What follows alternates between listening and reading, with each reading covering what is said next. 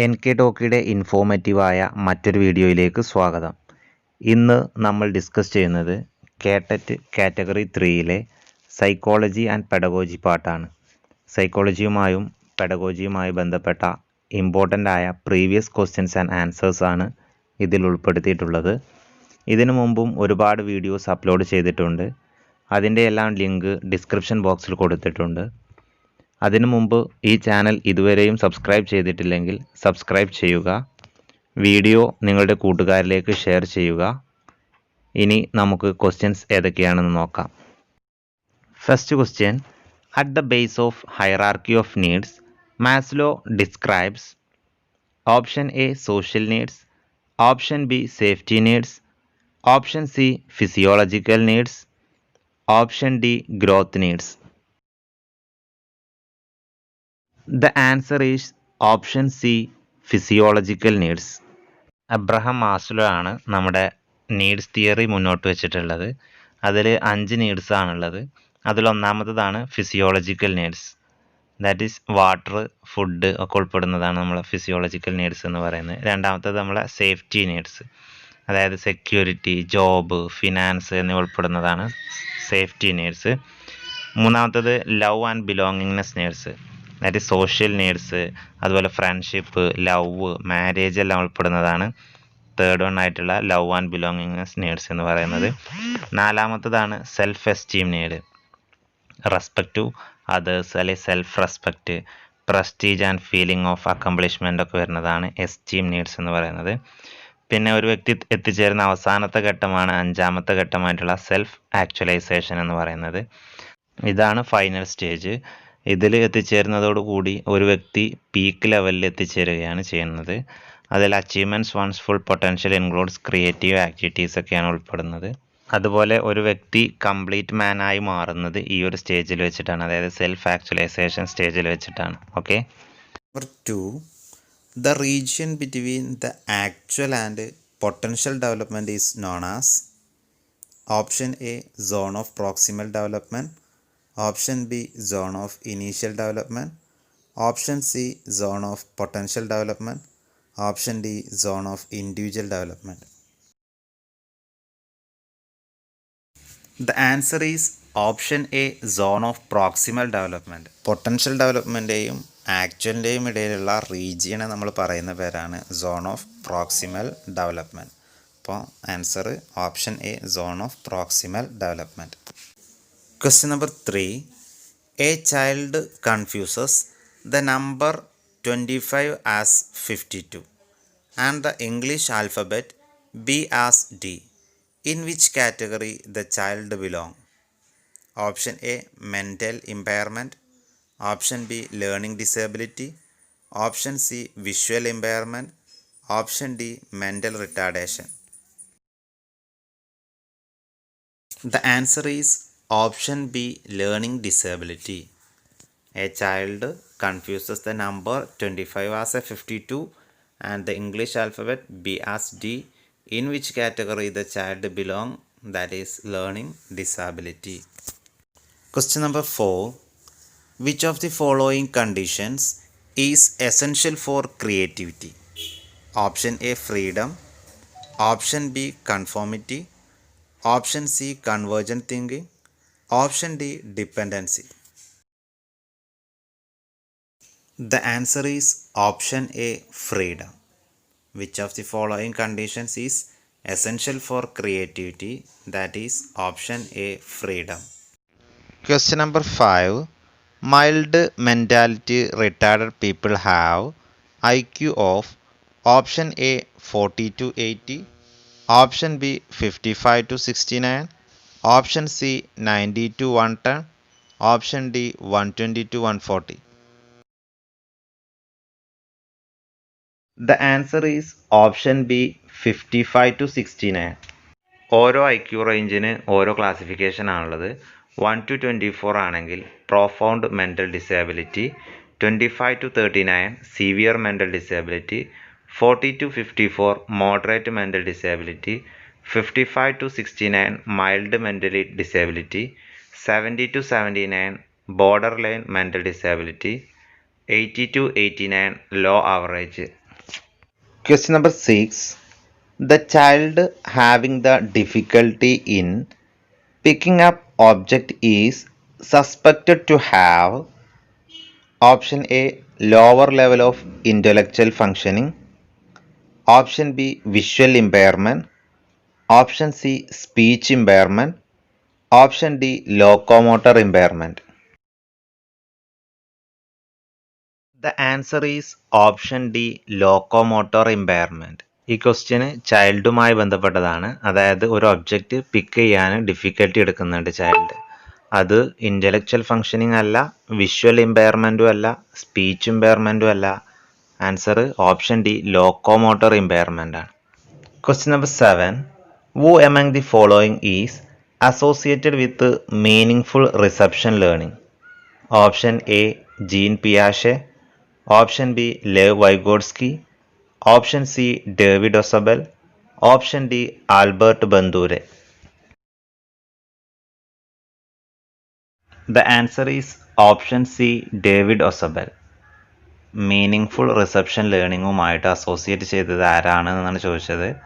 Gene പിയാഷെ അല്ല, വൈഗോട്സ്ക്യൂ അല്ല, ബന്ദൂരയോ അല്ല, ഡേവിഡ് ഒസബൽ ആണ് answer. Option C, David Ausubel. Question number 8. Which type of memory has a biographical reference? Option A, iconic. Option B, episodic. Option C, semantic. Option D, procedural. The answer is option B, episodic.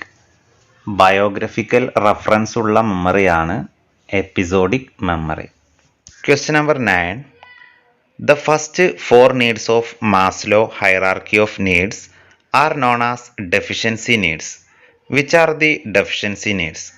Option A, physiological needs, safety needs, love and belongingness, and esteem needs. Option B, physiological needs, needs to know, aesthetic needs, and esteem needs. Option C, physiological needs, love and belongingness, aesthetic needs, needs to know. Option D, physiological needs, self-actualization, needs to know, aesthetic needs. Teaching തുടങ്ങുന്നതിന് മുമ്പ് teacher എടുക്കേണ്ട first step ഏതാണെന്നുള്ളതാണ് ചോദ്യം. Physiological background of safety needs, ലേണറുടെ background നമ്മൾ അറിഞ്ഞിരിക്കുക എന്നുള്ളതാണ്. മാസ്ലോയുടെ hierarchy of needs നമ്മൾ ഇതിനു മുമ്പ് പഠിച്ചു കഴിഞ്ഞു.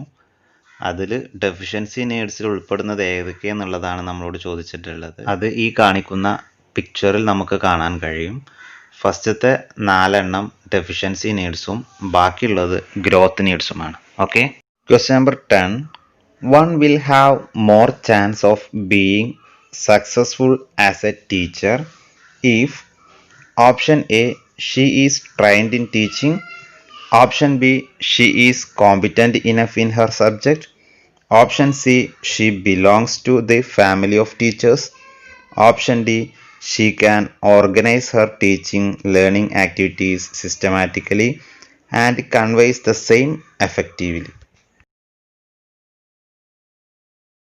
The answer is option D, she can organize her teaching learning activities systematically and conveys the same effectively. Question number 11. The first step in teaching is option A, knowing the background of the learner. Option B, planning beforehand. Option C, organizing material to be taught. Option D, setting evaluation strategies. The answer is option A, knowing the background of the learner.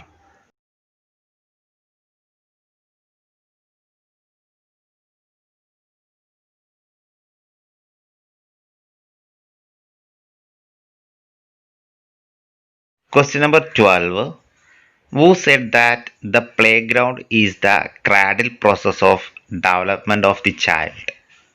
Option A, Skinner and Pavlov. Option B, Skinner and Thorndike. Option C, Skinner and Harriman. Option D, Skinner and Tolman. The answer is option C, Skinner and Harriman. Question number 13. The nature of teaching process is dash. Option A, historical. Option B, social. Option C, geographical. Option D, scientific. The answer is option B, social. The nature of teaching process is social. Question number 14. Which of the following is the correct statement? Option A, micro teaching is based on psychological principles. Option B, micro teaching is based on sociological principles and practical educational sociology. Option C, micro teaching is based on the principle of educational philosophy, aim practical psychology. Option D, micro teaching is based on sociological principle and applied psychology. The answer is option B, micro teaching is based on sociological principle and practical educational sociology. Question number 15. According to Piaget, the intellectual development includes assimilation and dash. Option A, self-cognition. Option B, accommodation. Option C, perception. Option D, imagination. The answer is option B, accommodation. According to Piaget, the intellectual development includes assimilation and accommodation. Question number 16. According to Piagetian theory, the duration of preconceptual period is option A, from birth to 2 years. Option B, from 4 to 7 years. Option C, from 7 to 11 years. Option D, from 2 to 4 years. The answer is option B, from 4 to 7 years. Question number 17. Which of the following is the first step in the rehabilitation process? Option A, assessment. Option B, aftercare. Option C, coordination. Option D, intervention. The answer is option A, assessment. Rehabilitation പ്രോസസ്സിൻ്റെ first step എന്ന് പറയുന്നത് assessment ആണ്. Okay. Question number 18. Programmed instructional material is used for option A, affective objectives. Option B, cognitive objectives. Option C, psychomotor objective. Option D, both affective and psychomotor objectives. The answer is option B, cognitive objectives. Programmed instruction material ഒക്കെ നമ്മൾ use ചെയ്യുന്നത് നമ്മുടെ cognitive ഒബ്ജക്റ്റീവ്സിന് വേണ്ടിയാണ്. Okay. Question number 19. The meaning of intelligence is option A, ability to learn. Option B, ability to adjustment. Option C, ability to abstract reasoning. Option D, all of the above. The answer is option D, all of the above. Next, Concepts are important in option A, learning communication. Option B, motivating the learner.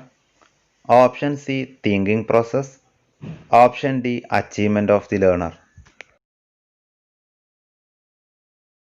The answer is option C, thinking process. അതായത് കോൺസെപ്റ്റുകളെല്ലാം തിങ്കിങ്ങിനാണ് നമുക്ക് ആവശ്യമായിട്ട് വരുന്നത്. അതുകൊണ്ട് answer is option C, thinking process. സൈക്കോളജിയും പെഡഗോജിയുമായി ബന്ധപ്പെട്ട 20 ക്വസ്റ്റ്യൻസും അതിനുള്ള ഉത്തരവുമാണ് നമ്മൾ ഡിസ്കസ് ചെയ്തത്. വീഡിയോ ഇഷ്ടമായാൽ നിങ്ങളുടെ കൂട്ടുകാരിലേക്ക് ഷെയർ ചെയ്യുക. അതുപോലെ നിങ്ങളുടെ അഭിപ്രായവും നിർദ്ദേശവും അറിയിക്കുക. ഇതിനു മുമ്പും കേഡറ്റുമായി ബന്ധപ്പെട്ട് ഒരുപാട് വീഡിയോസ് അപ്ലോഡ് ചെയ്തിട്ടുണ്ട്. അതിൻ്റെ എല്ലാം ലിങ്ക് ഡിസ്ക്രിപ്ഷൻ ബോക്സിൽ കൊടുത്തിട്ടുണ്ട്. ഈ ചാനൽ ആദ്യമായാണ് കാണുന്നതെങ്കിൽ സബ്സ്ക്രൈബ് ചെയ്യുക. Thank you.